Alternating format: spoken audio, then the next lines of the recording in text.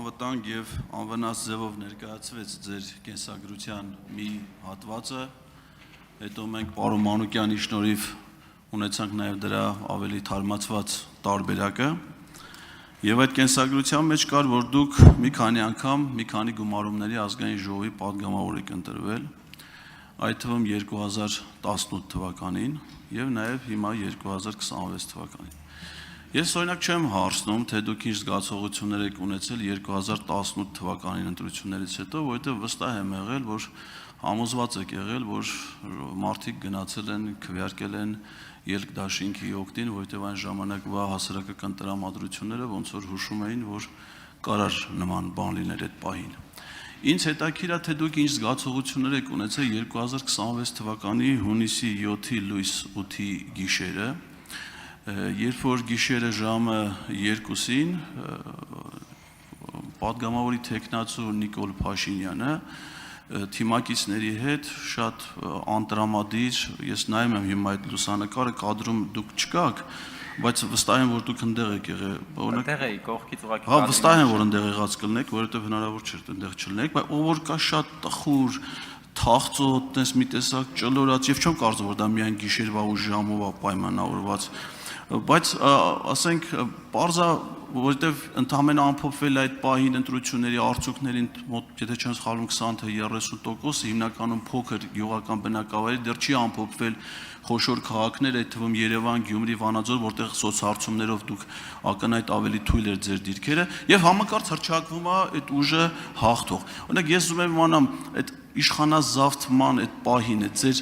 զգացողությունները ինչպիսին է եղել եւ դրանք ոնց կհարաբերեք դուք ասենք օրինակ 2018 թվականի ձեր զգացողությունների հետ։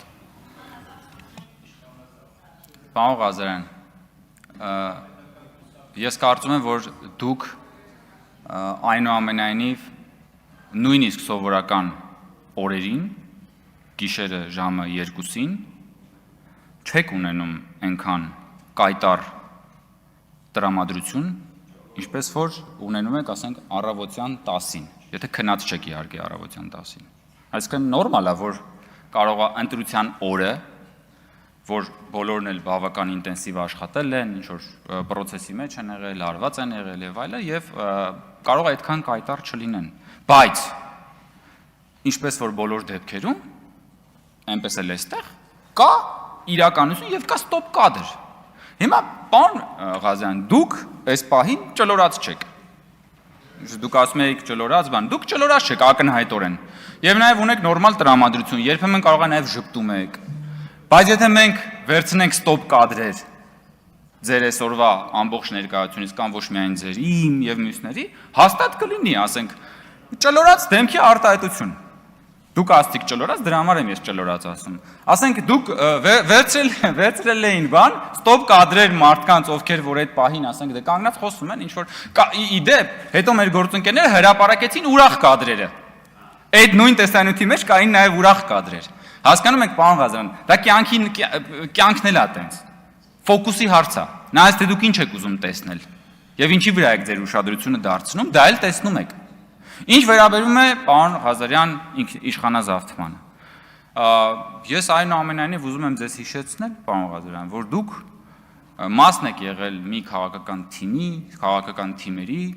որոնք որ Հայաստանի Հանրապետությունում ունեն իշխանազավթման ամենամեծ պորտֆոլիոն, որոնք որ կազմակերպել են, որոնց օրոք որ կազմակերպվել է հոկտեմբերի 27-ի ահաբեկչությունն ու տերորը, որոնց օրոք որ Երևանի փողոցներում գնդակահարվել են Հայաստանի Հանրապետության քաղաքացիներ, հետաքրքիր է իմանալ, պարոն Ղազարյան, դուք ինչ հոգեվիճակ ունեիք այն պահերին, երբ որ համագործակցում էիք այդ քաղաքական ուժերի հետ, եւ շատ լավ գիտեիք, որ նրանք պատասխանատու են եղել հոկտեմբերի 27-ի ահաբեկչության համար, շատ լավ գիտեիք, որ նրանց ձեռքերը արյունոտ է Հայաստանի Հանրապետության 10 քաղաքացիների արյունով, շատ լավ գիտեիք, որ նրանք զբաղվել են համակարգված թալանով տասնամյակներ շարունակ, շատ հետաքրքիր է, պարոն Ղազարյան, թե դուք ինչ զգացողություններ ունեիք այդ ժամանակներում, ինչպես նաև հիմա։ Եթե արձագանքի ժամանակ կիսվեք մեզ հետ, ես երախտապարտ կլինեմ։ Արձագանք։ Մի սեղմեք։ Միշտ չի որ պետքա սեղմել, դուք սպասեք կմիանը։ Ես ճիշտ ասած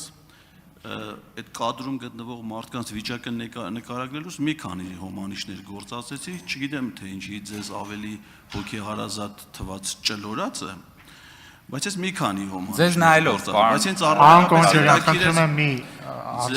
ինձ ավելի հետաքրքիր պատասխանի երկրորդ մասը, բովանդակությունը, որ երբ որ տեղի ունենում իշխանազավթում, ինչ զգացողություններ են ունենում են մարդիկ, երբ որ կանգնացվում է ձայների հաշվարկը եւ այն վերսկսվում է ժամը 7-ին եւ արդեն հնչեցվում են այն թվերը, որոնք հնչեցվել էին ժամը 2-ին ձայների հաշվարկը։ Ինձ դա էր ավելի շատ հետաքրքիր։ Իսկ իշխանազավթման նախորդ իշխանությունների ժամանակաշրջանի հետ կապված ես կարծում եմ այս դահլիճում ձեր խմբակցության առաջի շարքի բազմաթիվ падգամավորներ ձեզ ավելի մանրամասն ինֆորմացիա կտան, որովհետեւ իրանց դիրքը այդ ժամանակաշրջանում եւ ազդեցությունը հանրային կյանքի վրա շատ ավելի մեծ է եղել։ Պարոն Ղազարյան, ես նորից նշում եմ, որ եթե դուք վերցնեք, խնդրում եմ, վերցրեք այդ օրվա այդ ճեպազրույցի ասուլիսի ամբողջական տեսանյութը, նայեք եւ այդ տեսանյութը նայելուց հետո, եթե դուք իսկապես ազնիվ եւ անկեղծ գտնվեք, եկեք այդ նույն հարցը ինձ տվեք։ Եվ այդ ժամանակ ես ձեզ կպատասխանեմ, թե ես ինչ զգացողություն ունեի եւ դուք էլ կպատասխանեք, թե դուք ինչ զգացողություն ունեիք, երբ որ հայտնաբերեցիք, որ մենք այդքան էլ տխուր չենք եղել այդ կադրում։ Ինչ վերաբերում է հայտարարելու ժամին, պարոն Ղազարյան, դուք բավական փորձառու մարդ եք, եղել եք արտակարգ, դեսպանորդ եւ նախարար, եթե ճիշտ եմ ասում, տարբեր պաշտոններ եք զբաղեցրել, դաշնամուր եք նվագում, շատ ակտիվ գործիչ եք։ Դուք պիտի իմանաք, պարոն Ղազարյան, որ ընդհանրապես ընդունված է ամբողջ աշխարհում ընտրությունների գիշերը, նույնիսկ ավելի վաղ, հաշվի առնելով էքզիտ փոլերը, հաշվի առնելով արդեն եղած բավականաչափ շեմը ձայների հաշվարկի տոկոսային հարաբերությունը, բազմաթիվ ժողովրդավարական երկրներում արդեն քաղաքական ուժերը իրենց գրասենյակներում հայտարարում են ընտրության ընդհանուր պատկերը, դա նորություն չի։